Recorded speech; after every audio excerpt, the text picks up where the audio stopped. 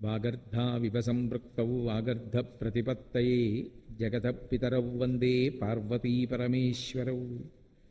సూక్తిం సమగ్రయతున స్వయమేవ లక్ష్మీః శ్రీరంగరాజమహిషీమధురైః కటాక్షైః వైదగ్ధ్యవర్ణగుణగుంభనగౌరవైర్యాం కండూలకర్ణకుహరాः కవయోధయంతి. హైమోర్ధ్వపుండ్రమజహన్మకుటం సునాసం మందస్మితం మకరకుండలచారుగండం బింబాధరం బహుళదీర్ఘకృపాకటాక్షం శ్రీవేంకటేశముఖమాత్మని సన్నిధత్తాం. విమలపటి కమలకుటి పుస్తకరుద్రాక్షసస్తహస్తపుటి కామాక్షి పక్ష్మలాక్షి కలిత విపంచి విభాసి వైరించి. మనోజవం మరుతతుల్యవేగం జితేంద్రియం బుద్ధిమతాం వరిష్టం వాతాత్మజం వనరయూధముఖ్యం శ్రీరామదూతం శిరసా నమామి. ఆపదామపహర్తారం దాతారం సర్వసంపదాం లోకాభిరామం శ్రీరామం భూయో భూయో నమామ్యహం. హరి ఓం. చేసిన కాని పాపములు చెందవు చేయతలంచినంతటన్ చేసెదనన్న మాత్రమున చెందు కదా పుణ్యము కలివేళలందటన్. కావున ఎంత కలియుగమైనప్పటికీ కూడా అందులో ఉండేటటువంటి విశేషాన్ని చెప్పారు. చేసిన కాని పాపములు చెందవు. పాపములు చేస్తే మాత్రమే మనని అంటుకుంటాయి. కేవలంగా చేసేదనంచు తలంచినంతటన్ ఏదైనా ఒక పుణ్యకార్యాన్ని నేను చేస్తాను అని సంకల్పం చేసుకుంటే చాలు. లేదా చేసేదనన్న మాత్రమున వచ్చు కదా పుణ్యములు కలియుగంబునందంతటన్. కేవలంగా నేను పుణ్యకార్యాన్ని చేస్తాను అని ఎవరికో మాట ఇచ్చాడు. ఏదో ఒక మంచి కార్యం జరుగుతోంది, దానికయ్యా మీరు సహాయపడాలి అని అడిగారు. తప్పకుండా చేస్తానండి అన్నాడు. చేస్తానండి అన్నప్పుడు కేవలం నటన కోసం కాదు, త్రికరణ శుద్ధిగా పుణ్యకార్యానికి సహాయం చెయ్యాలని అనుకున్నాడు.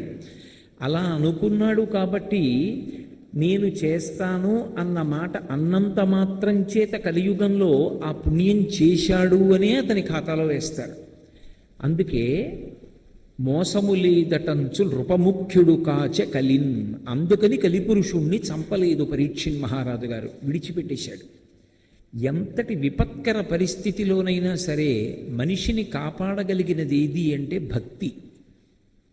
భక్తి అన్నది ఉన్నవాణ్ణి కలిపురుషుడు కాదు ఎవ్వరూ చెనకలేరు. ఎందుచేత శంకర భగవత్పాదులు శివానందలహరి చేస్తూ అంటారు, ఆనందాశ్రుభిరాతనోతి పులకం నైర్మల్యతశ్చాదనం వాచాశంఖ ముఖైస్థితైశ్చ జఠరాపూర్తిం చరిత్రామృతైః రుద్రాక్షైర్భసితేన దేవవపుషో రక్షాం భవద్భావనాపర్యంకే వినివేశ్య భక్తి జననీం భక్తార్భకం రక్షతి అంటారు. ఈ శ్లోకానికి ఉన్న చమత్కారం ఏమిటంటే శంకరాచార్యుల వారు భగవంతుడు రక్షిస్తాడనలేదు, భక్తి రక్షిస్తుందన్నారు. భక్తి అంటే అది ప్రేమ. ఎవరి యందు? పరమేశ్వరుని యందు. పరమేశ్వరుని యందు భక్తి ఉంటే ఆ భక్తి రక్షించి తీరుతుంది. ఎలా రక్షిస్తుంది అంటే అర్భకుణ్ణి తల్లి రక్షించినట్టు. తల్లి బిడ్డణ్ణి ఎలా రక్షించుకుంటుందో భక్తి అలా రక్షించుకుంటుంది. అందుకే భక్తి కలిగినటువంటి వాడికి ఆనందాశ్రుభిరాతనోతి పులకం.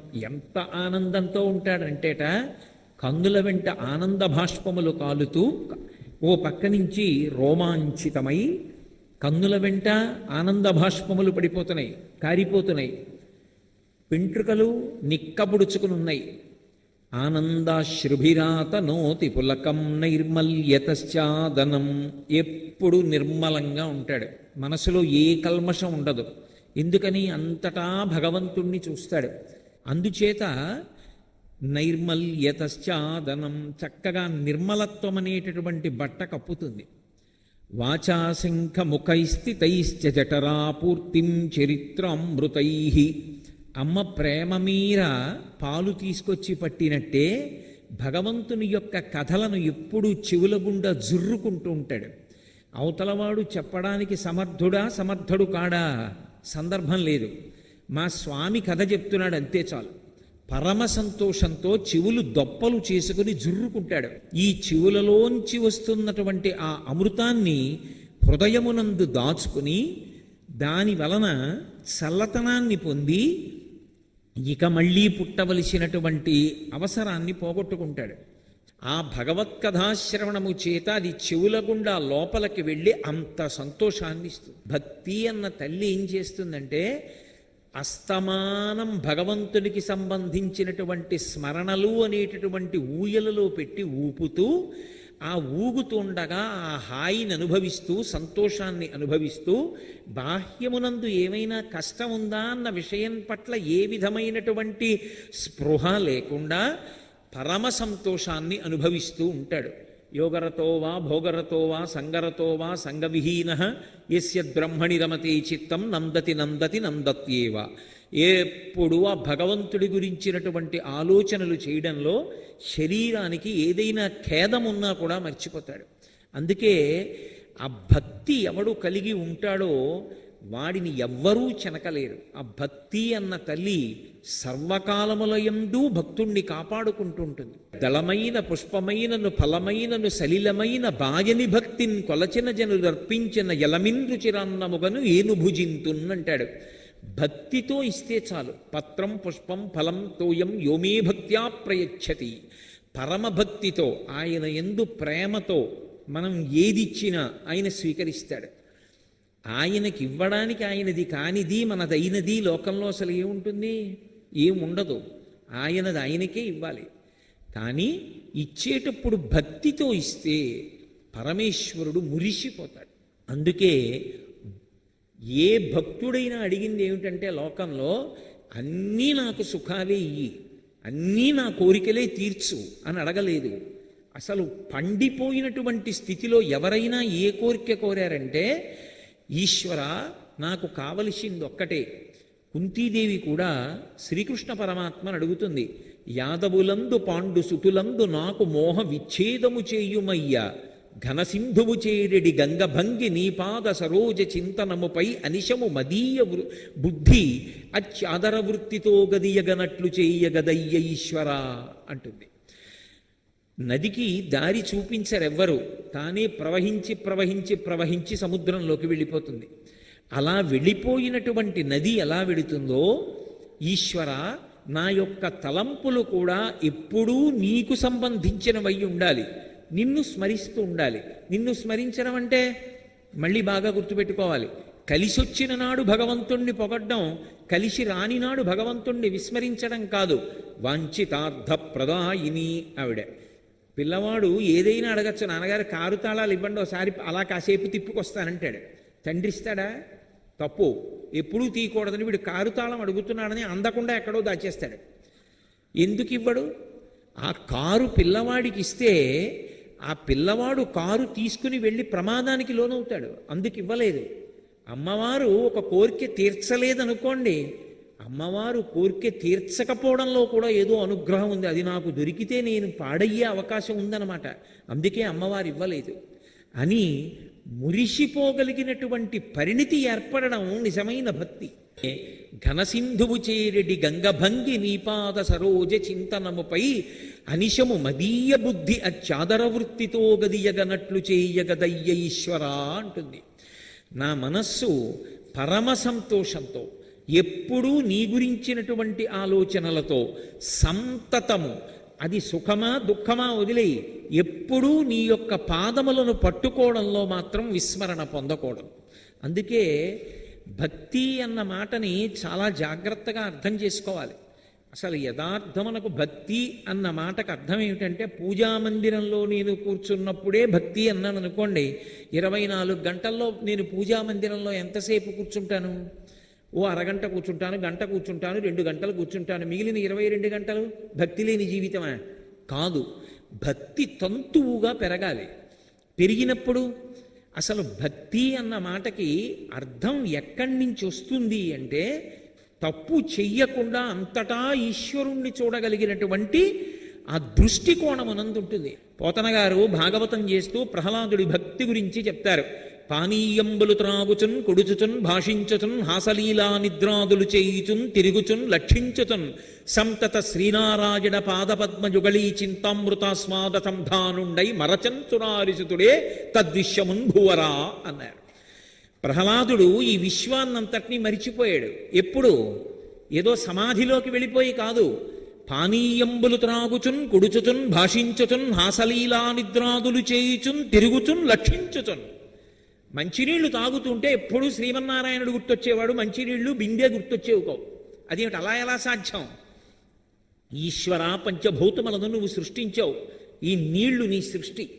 ఈ నీరు కిందకి వెళ్ళాలి అని నియమం పెట్టావు, అగ్ని పైకి లేవాలి అని నియమం పెట్టావు. అగ్ని కిందకి వెళ్ళదు, నీరు పైకెక్కదు. ఈశ్వర, నువ్వు ఎంతటి కరుణామూర్తివి. కడుపు ఇక్కడ పెట్టకుండా కడుపు ఇక్కడ తలిక్కడ పెడితే కాదనేవాడెవడున్నాడు? కానీ అప్పుడు నాకు దాహం ఇస్తే నీరు వెంటనే శరీరంలో కెడితేనే ప్రాణం నిలబడుతుంది. సంజీవనం సమస్తస్య జగత సలిలాత్మిక భవ ఇత్యుచ్యతే మూర్తిర్భవస్య పరమాత్మన అంటారు వ్యాసభగవానుడు లింగపురాణంలో. నీటి రూపంలో ఉండి లోకాన్ని బతికిస్తాడు పరమాత్మ. కడుపు ఇక్కడుందనుకోండి, ఎన్ని నీళ్ళు ఇందులో పోస్తే పైకెక్కి ఇక్కడికి వెళ్ళాలి. కానీ ఇక్కడ పెట్టాడు, ఆ నీళ్లు ఆయన ఇచ్చాడు. గడగడ తాగితే నీళ్లు కడుపులోకి వెళ్ళి ప్రాణాలు నిలబడుతున్నాయి. ఈశ్వర, ఎంతటి కరుణామూర్తివి. నీరు తాగేటప్పుడు నారాయణుడు గుర్తొచ్చాడు. బిందె మరిచిపోయాడు, నీళ్లు మరిచిపోయాడు, నారాయణుడు గుర్తొస్తున్నాడు. పానీయంబులు త్రాగుచున్ కుడుచుచున్ తింటుంటే గుర్తొస్తున్నాడు. ఈశ్వర, ఏమి ఓషధీతత్వం. ఒక్క ధాన్యపు గింజ తీసుకెళ్లి భూమిలో వేస్తే ఇంత కంక, ఇన్ని ధాన్యమా? ఆ బియ్యం తీసుకెళ్లి నీటిలో వేసి అగ్ని మీద బాగా పచనం చేస్తే ఒక మెతుకు కూడా, ఒక బియ్యపు గింజ కూడా విడిచిపెట్టకుండా గిన్నెలో ఉన్న ప్రతి బియ్యపు గింజ మెతుకైందా? ఆ మెత్తటి మెతుకులలోకి ఓ కూరగాయ తీసుకొచ్చి ఉడికించుకొని కలుపుకుంటే కొత్త రుచి వచ్చిందా? ఆ రుచి గ్రహించినే సంతోషించడానికి నాలుక మీద రసాంకురాలా? దాన్ని నాలుక మీద పెట్టుకునేటప్పటికీ జిగురుతో లోపలికి జారడానికి మళ్ళీ మ్యూకస్ స్టైలిన్ పుట్టడమా? అది లోపలికి జారిపోతే అంత అసహ్యంగా నేను తినేసినటువంటి పదార్థాలన్నింటినీ అమాశయపాకమైపోతే నేనే ఎంతో ప్రీతిగా తిన్నది బయటికి మళ్ళీ వాంతి అయితే నేను తినను. అటువంటిది తిన్నదాన్నంతా లోపల కూర్చుని అహం వైశ్వానరో భూత్వా ప్రాణినాం దేహమాశ్రిత ప్రాణాపాన సమాయుక్తం పచాంజన్నం చతుర్విధం. నువ్వు జీర్ణం చేస్తున్నావా? రుచి చెప్పడానికి ఇంత మెత్తటి నాలుక, దాని మీద రసాంకరముల, పైన కింద గట్టిగా ఉండే 32 పళ్ళ, 2 వరసలా. ఈ పదార్థాన్ని నాలుక తొయ్యడమా, పళ్ళు నవలడమా, అది లోపలికి వెళ్ళడమా, జీర్ణం అవడమా, తెల్లవారేటప్పటికీ పిప్పి కిందకి రావడమా, సంవరణీకండరములు సడలిపోవడమా, అది జారిపోవడమా, బయటికి వస్తే దుర్వాసన, ఇందులో ఉంటే నవరంధ్రములున్నా కూడా వాసన బయటికి రాకుండా ఆపావా? ఏమి ఈశ్వరా నీ చమత్కారం, ఏమి నీ సృష్టి, ఏమి పరమాద్భుతమైన శిల్పివి. కామకోటి పీఠాధిపత్యం వహించిన చంద్రశేఖరేంద్ర సరస్వతి మహాస్వామి అంటుండేవారు, నేను ఎన్నో గీతలు గీశాను, ఎన్నో అక్షరాలు రాశాను, నీటి తడికి అవన్నీ పోయాయి. నేను మా అమ్మ కడుపులో ఉండగా ఒక మహాశిల్పి గీశాడు ఈ గీతలు. ఎన్నిసార్లు కడిగానో ఈ చెయ్యి, ఆ గీతలు మాత్రం పోలేదు. ఏ ఉలిపెట్టి గీశాడో. కాబట్టి ఆయనని స్మరించడానికి, ఆయన జ్ఞాపకానికి రావడానికి, ఆయన జ్ఞాపకానికి వచ్చి పరవశం కలిగి విశ్వాన్ని మర్చిపోవడానికి అధ్యవసాయముతో కూడుకున్నటువంటి బుద్ధి ఉండాలి తప్ప భక్తి కొరకు ప్రత్యేకంగా ఒక గదిలో కూర్చున్నంత మాత్రం చేత తరించడం ఎలా సాధ్యం అవుతుంది?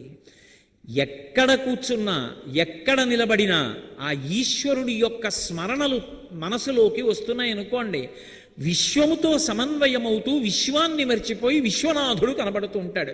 అది పానీయంబులు త్రాగుచున్ కుడుచుచున్ భాషించుచున్ హాసలీలా నిద్రాదులు చేయుచున్ తిరుగుచున్ లక్షించుచున్ సంతత శ్రీనారాయణ పాద పద్మయుగళీ చింతామృతాస్వాద సంధానుండై మరచన్ సురారిసుతుడే తద్విశ్వమున్ భూవరా. అందుకే భక్తి భావన సౌకుమార్యం. అది ఆ భావన యందు అపారమైన సౌకుమార్యం ఉందనుకోండి, ఆనంద భాష్పాలతో నిలబడతాడు ఈశ్వరుడి దగ్గర. భగవంతుని స్మరించగలిగినటువంటి వాడికి శరీరమునకు ఖేదం ఉంటుందేమో, లోపల మాత్రం పరమ సంతోషంతో ఉంటాడు. చెరుకు కర్ర తీసుకొచ్చి మరలో పెట్టి తిప్పారనుకోండి తీయగానే ఉంటుంది, కత్తిపీటకి కోశారనుకోండి తీయగానే ఉంటుంది, పళ్ళ మధ్య పెట్టి నవిలేరనుకోండి తీయగానే ఉంటుంది, ఆఖరికి దాన్ని అక్కడ పెట్టి ఎవడో గోటం పెట్టి కొడితే పైకి లేచిన బిందువు నాలుక మీద పడితే తీయగా ఉంటుంది. ఏం చేసినా చెరుకు కర్ర తీయగానే ఉన్నట్టు పైన శరీరం ఎంత నలుగుడు పడిపోతున్నా భక్తుడైన వాడు మాత్రం లోపల ఆనందపడిపోతూనే ఉంటాడు. అందుకే శంకర భగవత్పాదులు భగవంతుడి రక్షణ అన్న మాట వాడలేదు, భక్తార్భకం రక్షతి. భక్తి అన్న తల్లి భక్తుణ్ణి రక్షించుకుంటుంది. ఆ భక్తి అన్న భావనలో, ఆ భావన సౌకుమార్యంలో, ఆ సంతోషంలో గురుంకులిడి ఉండేటటువంటి వ్యక్తిని శరీరాన్ని బాధ పెట్టగలరేమో కానీ ఆయన ఆనందం అనుభవించకుండా చెయ్యగలిగిన వాడు మాత్రం లోకంలో ఉండడు. అది కదు ప్రహ్లాదో. ఎంత బాధ పెట్టాడు తండ్రి, ఎంత బాధ పెడితే మాత్రం మానేశాడు, ఆనంద పడిపోతూనే ఉన్నాడు. నాన్న నువ్వేమైనా చెప్పు, మందార మకరంద మాధుర్యమునదేలు మధుపంబుబోవునే మదనములకు నిర్మల మందాకినీ వీచికలతూ ఊగురాయంచదనునే తరంగిళులకు లలిత రసాల పల్లవ ఖాదియై చొక్కు కోయిల జనునే కుటజములకు పూర్ణేందు చంద్రికా స్ఫురత చికోరక మరుగునే సాంద్ర నిహారములకు. కొట్టాడు, తిట్టాడు, చంపుదామని ప్రయత్నించాడు, ఏనుగుల కింద వేశాడు. ఆయన భక్తే భగవంతుణ్ణి లాక్కొచ్చింది కిందకి. భక్తికున్న గొప్పతనం అది. చాలామంది నరసింహోపాఖ్యానంలో ఏమనుకుంటారంటే హిరణ్యకశిపుణ్ణి సంహరించడానికి వచ్చాడు నరసింహస్వామి అనుకుంటారు. కాదు, ఆయన ఎందుకు రావలసి వచ్చిందంటే ఎక్కడున్నాడురా శ్రీహరి అని అడిగాడు. ఇందుగలడందులేడని సందేహము వలదు చక్రి సర్వోపగతుండెందెందు వెదకి చూచిన అందందే కలడు దానవగ్రణి వింటే. నెయ్యి ఎక్కడుంది పాలలో అంటే ఏం చెప్పన్నానా, పాలంతటా ఉంది.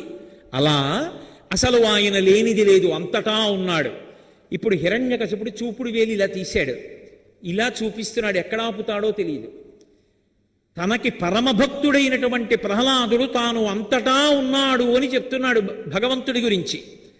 హిరణ్యకశిపుడు ఇలా వేలు చూపిస్తున్నాడు, ఎక్కడైనా ఆగచ్చు వేలు.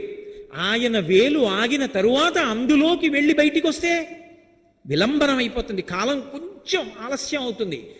భక్తుడి మాట నిలబెట్టడంలో జాగు జరగకూడదు. అందుకే హరి సర్వాకృతులంకలండనచు ప్రహ్లాదుండు భాషింప ఎందును లేడు లేడనుచు దైత్యుండు తర్జింప శ్రీనరసింహకృతి దల్చనచ్యుతుడు నానా జంగమస్థావరోత్కర గర్భంబుల అన్ని దేశములనుద్దండ ప్రభావంబునన్. ఈ బ్రహ్మాండమంతా ఒక పెద్ద నరసింహం అయిపోయింది, అంతటా నిండిపోయింది నరసింహావతారం. హిరణ్యకశిపుడి వేలు ఎక్కడ పెడితే అక్కడి నుంచి రావాలి. ఎందుకు? హిరణ్యకశిప సంహారం కాదు, ఇట్టే చంపేస్తాడు. అందుకు కాదు, ప్రహ్లాదుడి మాట నిలబెట్టాలి. ఆయన అన్నాడు కాబట్టి వచ్చేయాలంతే. అదే భగవంతుని యందుండేటటువంటి గొప్పతనం. నువ్వు రా అని భక్తుడి పిలిస్తే ఆయన శాసనానికి వశపడిపోతాడంతే. భగవంతుణ్ణి కూడా శాసించగలిగిన వాడెవరంటే భక్తుడు ఒక్కడే. ఆ భక్తి అంత గొప్పది. అందుకే భక్తియే శ్రీరామ రక్ష. ఆ భక్తి ఉన్నవాణ్ణి కలిపురుషుడు చెనకలేడు. అయితే ఇక్కడ ఒక మాట మీరు బాగా జ్ఞాపకం పెట్టుకోవాలి. భక్తి అన్న మాటకు అర్థం కేవలము భగవంతుని యొక్క స్మరణలు అన్న విషయం దగ్గర ఆగకూడదు. అసలు నిజంగా భక్తి అన్న మాటకు అర్థం ఏమిటో తెలుసా? ధర్మాచరణమునకు భక్తి అని పేరు. నాకు మా అబ్బాయి తీసుకొచ్చి ప్రతిరోజు బుట్టడు పూలు నా పాదాల మీద పోసి, మెళ్ళో ఓ పెద్ద పూలదండ వేసి, నా ఒళ్ళంతా చందనం రాసి, నా కాళ్ళ మీద పడి నమస్కారం చేసి, వీధిలోకి వెళ్ళి మాత్రం నేను వద్దన్న పనులన్నీ చేస్తున్నాడు అనుకోండి, నేను సంతోషిస్తానా? నా రెండో కొడుకు మాత్రం పొద్దున్నే వచ్చి నా రెండు కాళ్ళకి నమస్కారం పెట్టి పరమధార్మికమైన జీవనం చేసి నేను ఎలా బ్రతకమన్నానో అలాగే బ్రతికి తృప్తితో జీవనం చేస్తున్నాడు అనుకోండి, నేను ఎవరిని చూస్తే సంతోషిస్తాను? నా రెండో కొడుకుని చూస్తే సంతోషిస్తా, పెద్ద కొడుకుని చూసి సంతోషించను. అందుకే ధర్మము అన్న మాటకు అర్థం ఏమిటంటే ధ్రియతేవా జనైరితి ధర్మం. ఈశ్వరుడు ఎలా బ్రతకమని చెప్పాడో అలా బ్రతుకుతున్నవాడెవరో వాడి పట్ల ఈశ్వరుడికి ప్రీతి ఎక్కువ. అందుకే ఎవడు ధర్మాత్ముడో వాణ్ణి నిరంతరము రక్షిస్తూ ఉంటాడు. రాముడు ధర్మాన్ని ఒక్క విషయంలో పక్కన పెట్టాడు అనుకోండి, 2 కాండలు లేవు రామాయణంలో. కిష్కింధకాండలో సుగ్రీవుడితో స్నేహం చేసుకోవడం మానేసి వాలితో స్నేహం చేసుకుంటే చాలు, వాలి చిటిక వేసి పిలిస్తే వస్తాడు రావణాసురుడు. అంత భయం. అటువంటి వాలితో స్నేహం చేసుకోవాలా. ఎందుకనంటే వాలే పెద్ద దోషం చేశాడు, తమ్ముడి భార్యను తెచ్చి తాను అనుభవిస్తున్నాడు. నువ్వే అధర్మంలో ఉన్నావు, నీతో నాకు స్నేహం ఏమిటి? వాలిని సంహరించి సుగ్రీవుడితో స్నేహం చేసుకున్నాడు ధర్మం కోసం. ధర్మం కోసం సుగ్రీవుడితో చెలిమి చేసుకున్నాడు కాబట్టి సుందరకాండ వచ్చింది, యుద్ధకాండ వచ్చింది, తర్వాత పట్టాభిషేకం అయింది. ఎవడెలా పోతే నాకెందుకు, నా పనవడం కావాలని చెప్పి మార్గాన్ని విడిచిపెట్టి పనివడం ఒకటే చూసుకుని ఉంటుంటే ఇవాళ రామాయణం మనందరం ఇంత గొప్పగా చదువుకుంటామా? రామాయణాన్ని ఇంత కీర్తిస్తామా? త్రేతాయుగం ద్వాపరయుగం దాటిపోయినా కలియుగంలో కూడా ఏ ఊరెళ్ళినా రామాలయం రామనామం ఉంటాయా? ధర్మం ఒక్కటి గొప్పది. భక్తి అన్న మాటకి విస్తృతిలో ఆలోచన చేస్తే ధర్మమును ఎవడు ఆచరిస్తాడో వాడు పరమ భక్తుడు అని గుర్తు. కాలము కలిసి రాని, కాలము కలిసి రాకపోని ధర్మాన్ని తప్పకుండా ఎవడు పట్టుకుంటాడో వాడు చిరంజీవి. మీకు అది దానికి రామాయణమే తార్కాణము. రావణాసురుడు తపస్సు చేసి చిరంజీవిత్వం అడిగాడు, కుదరదన్నాడు బ్రహ్మగారు. కుంభకర్ణుడిని అసలు అడగడానికి అవకాశమే ఇవ్వలేదు. విభీషణుడు నాకు ఎప్పుడూ ధర్మం మీద అనురక్తి నిమ్మని అడిగాడు, నువ్వు చిరంజీవి అన్నాడు. ఎవడు ధర్మాత్ముడో వాడు ఈశ్వరుడి చేత రక్షింపబడతాడు, ఎవడు ధర్మం తప్పాడో వాడు ఈశ్వరుడి యొక్క రక్షణ పొందలేడు. అందుకే భక్తి అన్న మాటకు అర్థము ధర్మాచరణమే. ధర్మం ఎవరు చెప్పాలి? వేదప్రోక్తము ధర్మము. వేదం ఏం చెప్పిందో అది ధర్మం. అందుకే వేదో నిత్యమధీయతాం తదిదితం కర్మస్వనుష్ఠీయతాం అంటారు శంకర భగవత్పాదులు. వేదప్రోక్తమైనటువంటి ధర్మాన్ని పట్టుకుని ఎవడు అనుష్ఠిస్తాడో వాడు సర్వకాలముల యందు రక్షింపబడతాడు. అసలు వాంగ్మయాన్నంతా పిండేస్తే రెండే అక్షరాలు ధర్మం. ఆ ధర్మాన్ని ప్రచారం చేయడానికే శంకరాచార్యుల వారు ఇన్ని పీఠాలు పెట్టారు. ఆ ధర్మాన్ని లోకంలో ప్రచారం చెయ్యడానికే ఇన్ని గ్రంథాలు వచ్చాయి, ఇంత వాంగ్మయం వచ్చింది. ఆ ధర్మం అన్న మాట లేని నాడు మనుష్య జాతికి అసలు ఏ విధమైనటువంటి ఉద్ధరణ అవకాశం లేదు. ఆ ధర్మాన్ని ఎవడు అనుష్ఠిస్తాడో వాడు సర్వకాలముల యందు ఈశ్వరుడికి ప్రీతిపాత్రుడవుతాడు. 2, కలియుగంలో కలిపురుషుడి నుంచి మనని రక్షించగలిగినది ఏది అంటే భగవంతుని యొక్క నామము. కలౌ నామ సంకీర్తన. భగవన్నామాన్ని పలకడం నోటికి అలవాటైందనుకోండి, అస్తమానం భగవన్నామం ఏదో ఒకటి అనుకుంటూ ఉంటాడనుకోండి, ఆ నామము చాలు రక్షించేస్తుంది. ఒక మంత్రం చెయ్యాలి అంటే శౌచం ఉండాలి, స్నానం చేసి ఉండాలి, అంగన్యాసకరన్యాసాలు చెయ్యాలి, ధ్యాన శ్లోకం చెప్పాలి, గురువుగారి దగ్గర ఉపదేశం ఉండాలి, కదలకుండా తొందరపడకుండా శరీరావయవములు కదపకుండా జపం చెయ్యాలి. భగవన్నామం చెప్పడానికి నువ్వు ఏ స్థితిలో ఉన్నావన్న దాంతో సంబంధం లేదు. ఆ నామమును పలికితే ఉద్ధరణ పొందుతాడు. భగవన్నామములు గౌణములు. నాకు పేరు ఎందుకు పెట్టారంటే లౌకిక నామం అంటారు. పేరు రాసేటప్పుడు తల్లిదండ్రులు వీడిని గుర్తుపట్టడానికి ఓ పేరు పెట్టి పిలిస్తే వీడికి పలకడం అలవాటవ్వాలని పేరెడతారు. భగవంతుడికి ఎందుకు అన్ని పేర్లు? అన్ని పేర్లు భగవంతుడికి అవసరం. ఏదో ఒక పేరు ఉంటే సరిపోదా? ఆ పేరు పెట్టి అందరం పిలుస్తాం, గొడవ వదిలిపోతుందిగా? కాదు, అవి గౌణములు. అంటే భగవంతుడు ఒక్కొక్క గుణాన్ని ఆవిష్కరించినప్పుడు ఒక్కొక్క నామాన్ని పొందాడు. అందుకే నామాలకి వ్యాఖ్యానాలు వచ్చాయి. శంకరాచార్యుల వారు విష్ణు సహస్రనామ స్తోత్రానికి భాష్యం ఇచ్చారంటే భాస్కరాచార్యుల వారు మహానుభావుడు మనకి భాస్కరరాయుల వారు లలితా సహస్రనామ స్తోత్రానికి వ్యాఖ్యానం ఇచ్చారంటే అవి కేవలం నామములు కావు. నామముల వెనక ఎంతో వ్యాఖ్యానం ఉంటుంది. ఆ నామము యొక్క వ్యాఖ్యానముతో మనసు రమించిందనుకోండి, అక్కడికక్కడ మిగిలిన నామములు మరిచిపోయి ఆనంద తన్మయత్వంతో నిలబడిపోతాడు.